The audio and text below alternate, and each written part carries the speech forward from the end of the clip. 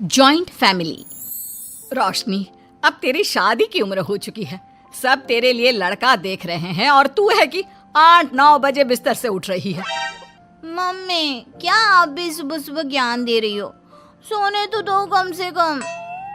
क्या करें, अब तेरी हरकतें ही ऐसी हैं। चल अब बिस्तर छोड़ और मेरे साथ खाना बनाना सीख। ना, मैं नहीं बना रही खाना वाना। आप प्लीज जाइए ना यहाँ से। रोशनी की बातों से निराश होकर निशा वहाँ से चली जाती है। निशा, तुम रोशनी को घर का कामकाज क्यों नहीं सिखाती? अगर यही हाल रहा फिर तो 2 दिन में उसके ससुराल वाले उसे यहाँ छोड़कर चल देंगे। मैं तो बहुत कोशिश करती हूँ उसे घर की जिम्मेदारियां सिखाने की, लेकिन वो मेरी सुने तब ना। आप तो जानते ही हैं ना कि वो कितनी जिद्दी है। हमें निशा के लिए एक ऐसा लड़का ढूंढना होगा जिसका भरा पूरा परिवार हो। सास ससुर से लेकर जेठ जिठानी देवर ननद सब हो। यहाँ ना सही, लेकिन शादी के बाद उसे वहाँ अपनी जिम्मेदारियों का एहसास जरूर होगा। कुछ दिनों के बाद रोशनी का परिवार उसके लिए लड़का देखना शुरू कर देता है और एक दिन चिराग नाम का लड़का रोशनी को देखने अपने परिवार के साथ उसके घर पहुंच जाता है। देखिए भाई साहब, मैं पहले ही आपको बता देती हूँ, हमारा परिवार बहुत बड़ा है, इसलिए अगर आपकी लड़की हमारे घर की जिम्मेदारियाँ बिना ना नुकुर के उठा सकती है तभी हम ये रिश्ता पक्का करेंगे। अरे ये भी कोई बोलने वाली बात है बहन जी। हमारी रोशनी आपके पूरे परिवार को बैठे बैठे खिला सकती है। इतनी जिम्मेदार है मेरी बेटी। अगर ऐसी बात है फिर तो हमें इस रिश्ते से कोई आपत्ति नहीं है। तो फिर चट मंगनी पट ब्याह के बारे में क्या ख्याल है? हाँ बिल्कुल। शादी में देर किस बात की? 3 हफ्ते बाद ही शादी का शुभ योग है। अगर आपको कोई दिक्कत ना हो तो हम इनकी शादी भी 3 हफ्ते बाद ही करा देते हैं। अरे हमें इसमें कोई परेशानी नहीं है। इस तरह दोनों परिवारों में शादी की तैयारियां शुरू हो जाती है और कुछ ही दिनों बाद रोशनी की शादी चिराग से करा दी जाती है। शादी के बाद, बहू, इनसे मिलो। ये है तुम्हारी दादी सास, ये बड़ी सास और बड़े ससुर, ये तुम्हारे जेठ, ये जेठानी, ये दोनों तुम्हारे देवर और ये इस परिवार की सबसे छोटी बेटी सिमरन, यानी कि तुम्हारी ननद है। परिवार में इतने सारे लोगों को देखकर रोशनी का सर चकरा जाता है। वो अपना सर पकड़ लेती है और मन ही मन सोचने लगती है, हे भगवान, ये किस जन्म का बदला लिया है आपने मुझसे? मैंने क्या बिगाड़ा था आपका जो आपने मुझे ऐसा परिवार दिया? बेटा, किस सोच में पड़ गई तुम? और कितने लोग हैं आपके परिवार में? बस हम इतने ही लोग हैं बेटा, ज्यादा लंबा परिवार नहीं है हमारा। अब इससे लंबा और कितना बड़ा परिवार होगा आपका? ये ससुराल कम चिड़ियाघर ज्यादा लग रहा है। कुछ कहा क्या तुमने बेटा? नहीं मम्मी जी, वो मैं बहुत थक गई हूँ, तो क्या अब मैं सोने जा सकती हूँ? हाँ, क्यों नहीं बहू। चिराग, बहू को अंदर कमरे में लेकर जा। जी माँ। चिराग रोशनी को अंदर कमरे में लेकर जाता है। चिराग, मुझे यहाँ नहीं रहना, मुझे अलग रहना है। ये तुम क्या बोल रही हो रोशनी? अभी तो आई हो तुम और अभी अलग होने की बात कर रही हो। परिवार वालों को पता चलेगा तो कितने दुखी होंगे वो लोग। मुझे नहीं मतलब किसी से, और इसे तुम परिवार कहते हो? ये परिवार कम कोई गली मोहल्ला ज्यादा लग रहा है। रोशनी, अभी तुम नई हो इस परिवार में, इसलिए शायद तुम्हें ऐसा लग रहा है। कुछ दिन में आदत हो जाएगी तुम्हें। चिराग की बात सुनकर रोशनी अपना सर पकड़ लेती है। आपको समझाना तो दीवार में सर पटकना है। मैं सो रही हूँ, लाइट ऑफ मत करना, मुझे अंधेरे में नींद नहीं आती। इतना बोलकर रोशनी बिस्तर पर लेट जाती है। रोशनी को देखकर चिराग का मुंह खुला का खुला रह जाता है। वो भी पैर पटकते हुए बिस्तर के दूसरे कोने में अपना मुंह मोड़कर सो जाता है। अगले दिन, देवरानी जी, आप उठ भी जाइए, सुबह के 6 बज चुके हैं। सोने दो ना मम्मी, क्यों परेशान कर रही हो? देवरानी जी, मैं आपकी मम्मी नहीं जेठानी हूँ। सुबह सुबह क्या मजाक है मम्मी? इतना कहकर रोशनी अपनी आंखें मसलते हुए उठती है और अपनी जेठानी को देखकर चौंक जाती है। दीदी आप यहाँ? पिछले 1 घंटे से तुम्हें उठा रही हूँ, लेकिन तुम हो कि अब उठ रही हो? लेकिन अभी तो सिर्फ 6 बज रहे हैं, आपने मुझे उठाया क्यों? वो इसलिए क्योंकि आज तुम्हारे इस घर में पहली रसोई है, तो खाना आज तुम्हें ही बनाना होगा ना। क्या?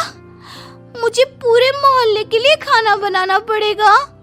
नहीं रोशनी, तुम्हें पूरे मोहल्ले के लिए नहीं, सिर्फ परिवार के लोगों के लिए ही खाना बनाना है। आपका परिवार किसी मोहल्ले से कम है क्या? कुछ कहा क्या तुमने? हाँ नहीं दीदी, आप चलिए, मैं अभी फ्रेश होकर आती हूँ। आरती वहां से चली जाती है, जिसकी थोड़ी देर बाद रोशनी भी रसोई में जाकर मजबूरी में सबके लिए खाना बनाने लगती है। पूरे 2 घंटे मेहनत करने के बाद उसका खाना बनकर तैयार होता है। वाह बहू, खाना तो बड़ा स्वाद बना है।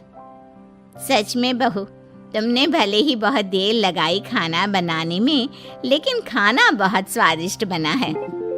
आपके हाथों में तो जादू है देवरानी जी। मैं तो कहती हूँ अब से रोज आप ही खाना बनाया कीजिए, क्यों मम्मी जी? हाँ हाँ बेटा, बिल्कुल ठीक कहा तुमने। रोशनी, आज से रोज तुम ही खाना बनाना। ये सुनकर रोशनी चौंक जाती है। खाना खाने के बाद सभी लोग रोशनी को शगुन का नेक देते हैं और फिर अपने अपने रूम में चले जाते हैं। क्या यार रोशनी, इतना टेस्टी खाना बनाना जरूरी था क्या? अब फंस गई ना तू। ये सब माँ पापा की वजह से हो रहा है, उनके कारण मुझे ये सब झेलना पड़ रहा है। रोशनी गुस्से में अपने रूम में जाती है और अपनी माँ को फोन मिलाती है। मम्मी, मैं आपको कभी माफ नहीं करूंगी। आपने जानबूझकर मुझे इतने बड़े परिवार में भेजा है, जहाँ मुझे सांस लेने की भी फुर्सत नहीं है। हमने ये सब इसलिए किया ताकि तू अपनी जिम्मेदारियां निभाना सीखे। अब मायके की तरह ससुराल में भी अपनी जिम्मेदारियों से मुंह मत मोड़ लेना। मुझे नहीं रहना माँ यहाँ। इस घर में जितने लोग हैं उतने तो हमारे गली मोहल्ले में भी नहीं थे। माँ, मैं आपसे आपकी सारी बातें मानूंगी, पर प्लीज मुझे यहाँ से ले जाइए। बिल्कुल नहीं, अब से वही तेरा सब कुछ है। वहां से भागने के बजाय अपनी जिम्मेदारियां पूरी करना सीख, इससे हमें भी थोड़ी खुशी मिल जाएगी। माँ की बातों से निराश होकर रोशनी फोन काट देती है, जिसके बाद उसकी नजर नेक में मिले पैसों पर पड़ती है और वो फटाफट से बिस्तर पर बैठकर पैसे गिनना शुरू कर देती है। अरे वाह, ये तो पूरे 25,000 रुपए हैं। किसी ने भी 5100 से कम का नेक नहीं दिया। चलो अच्छा है, कुछ तो फायदा हुआ इतने बड़े परिवार में शादी करने का। अब इन सब पैसों से मैं अकेले शॉपिंग करूंगी, बहुत मजा आएगा। शॉपिंग के बारे में सोच सोच कर ही रोशनी अपने बिस्तर पर कूदने लगती है। उसे बिस्तर पर कूदता देख सभी लोग चौंक जाते हैं। भाभी, आप ऐसे क्यों उछल रही हो? छोटी बच्ची हो क्या? अपनी ननद की बात सुनकर रोशनी का मुंह खुला का खुला रह जाता है। थोड़ी देर बाद रोशनी घर में बिना बताए शॉपिंग के लिए निकल जाती है और शगुन में मिले पूरे पैसों को शॉपिंग में उड़ा देती है। शाम में, देवरानी जी कहाँ गई थी आप? जानते हैं सब आपके लिए कितना परेशान हो गए थे, कम से कम आपको बताकर तो जाना चाहिए था ना। सॉरी दीदी, मैं आप लोगों को बताना भूल गई। वैसे इतने सारे बैग किस चीज के हैं? तुम शॉपिंग करने गई थी क्या? हाँ दीदी, वो आज नेक में इतने सारे पैसे मिले थे ना, तो मैंने सोचा क्यों ना मैं उन पैसों की शॉपिंग ही कर लूं। अरे वाह, ये तो बहुत अच्छा सोचा तुमने। मम्मी, पापा, सिमरन, देवर जी, सब बाहर आइए।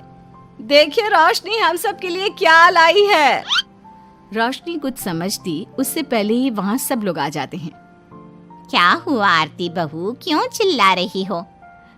अरे देखिए ना माँ, रोशनी हमारे लिए शॉपिंग करके आई है। वो देखिए रोशनी हम सब के लिए कितने कपड़े लेकर आई है। आरती की बात सुनकर रोशनी के पैरों तले जमीन खिसक जाती है। उसके मुंह से एक शब्द तक नहीं निकलता। सच में भाभी, आप कितनी अच्छी हो। बेटा, हम सबके लिए तुझे खरीदारी करने की क्या जरूरत थी? अभी तेरी नई नई शादी हुई है, तुझे अपने लिए लेना चाहिए था ना।